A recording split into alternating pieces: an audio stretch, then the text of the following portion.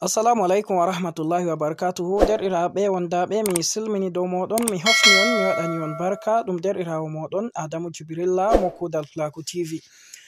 Nam derɗiraaɓe, mi wari mi holla on deydey laawol ngol a tokkata a heɓa application, a télécharge application je a foti a yaha a soodira carte bancaire virtuel ngal laabi téléphone. Ɗuɗɓe ɗo mari haaje carte bancaire. Woɓɓe ɗon TikTok ɗo yoɓa ɓe, woɓɓe ɗon YouTube ɗo yoɓa ɓe, woɓɓe ɗon Facebook ɗo yoɓa ɓe. Wala no ɓe ittira seede mai ngam ɗume? Ngam ɓe wala carte bancaire. Ai fotai bo a yaha a wi'a a sodan carte bancaire derɗiraaɓe. Deidei ngal laabi téléphone laawol ɗon ngol a tokkata a yaha a soda carte bancaire, a hutinira carte bancaire mai, a sodan kuje gal Alibaba, a sodan gal kala ko a mari haaje fu a waɗan be carte bancaire mai. To a sodi ɗum bo be date je ɗum watata, ɗum waɗante fere 3 ans, fere deidei wala no ɗum waɗata. Arande mai ni derɗiraaɓe, miɗo matina en to ni hande on feni warugo ha nder groupe Kuugal Plaku TV, useni on habda on abona ngam heɓa deidei no videoji meɗen yahira yeso.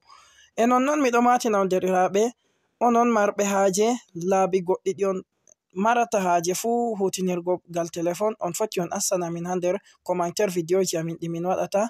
Min laran commentaire ji moɗon, min yaha min waɗana on videoji on mari haaje fu. Nonnon habde bo groupe ji moɗon WhatsApp ji on mari fu on habda on partage video amin ɗi hewto nder groupe ji mai, heɓa woɓɓe bo lara bo to ɗo be deidei videoji mai, ngam ɗuɗɓe ɗo mari haaje.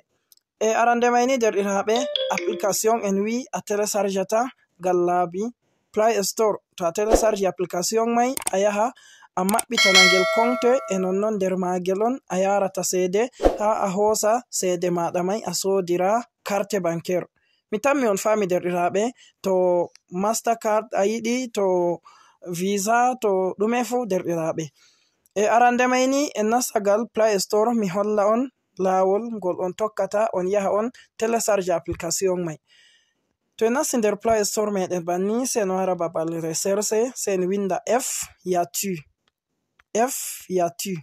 Laare bana bindi mai on mi assani on ha dow ɗo. Nda F, on winda F, Y, A, T, on waɗa U. To on waɗi F ya tu, sai on tappa dow babal recherche. To on tappi banni, nda application mai wari ɗo. Nda logo application mai no wa'i, mi tammi on laari. To en dirti, nda photoji je ɓe hollata en nder application mai no wa'i. Tammi on laari carte virtuel F ya tu, mi tammi on laari ni inde F ya tu man ɗo. Nda bana inde je on larata ha ɗo banni on yahata on winda.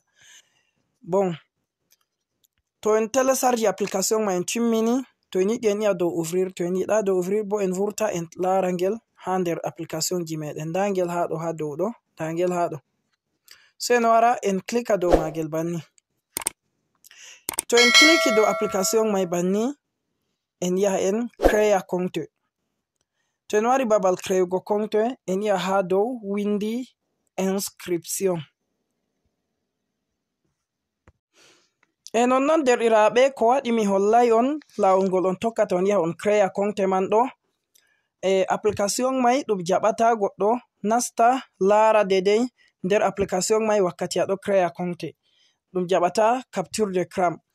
Kala marɗo haaje, to on heftai no on créirta, on foti on contacta yam mi yarɓana on videowol dammugol. Nda ɓawo nde en créi compte man, nda banni. Ha ɗo on warata on ha windi dépôt ɗo on warata on recharge seede. To on recharge seede bo USD ɗo ɗum dollar be dollar.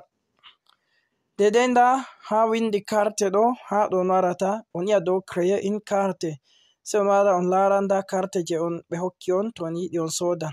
$10 mi tammi on laari, ɗo $15, ɗo $20. Carte ji man je on mari haaje fu. $15 ɗo mi tammi nangan ɗum seede seɗɗa on tan, ɗum ɓurata 9000 ou bien 10000 banni.